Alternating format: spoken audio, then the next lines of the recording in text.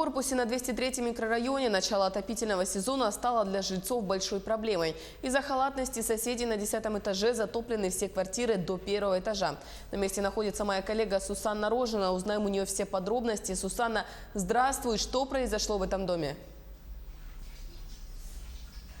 Ольга, добрый день. Да, мы сейчас находимся в квартире 32 на 203-м микрорайоне, где отопительный сезон начался вот такой как раз-таки проблемой, как мы можем сейчас видеть.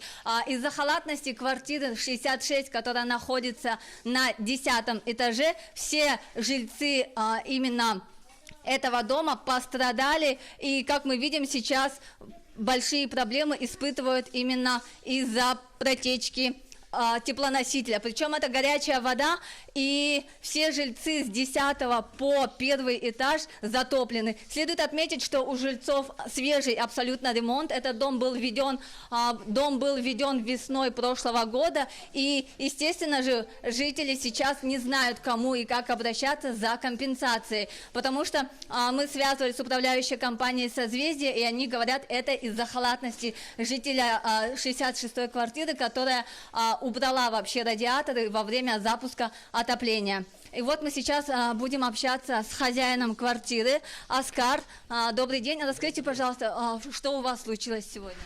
Ну, сегодня, как, значит, висело объявление, сказали, будет отопительный сезон, запускаться горячая вода.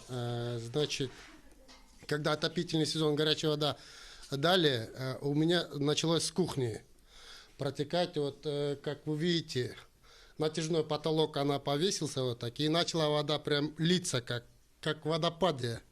Но я не успел, вот так уже вся квартира в воде, вот 10 сантиметров уже в воде получилось. Дай бог, вот соседям спасибо, чтобы они побежали, сразу начали помогать мне.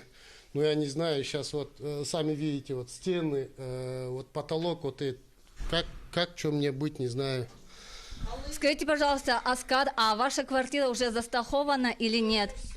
Мы, значит, получили в прошлом году ключи, но еще не успели застраховать. Вот, живем с апреля месяца этого года.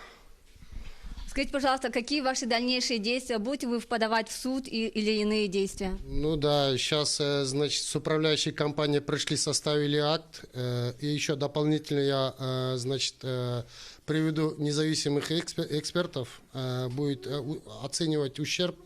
И, естественно, наверное, буду подавать в частном порядке, обращаться в суд. А вам удалось поговорить с хозяйкой виновной квартиры?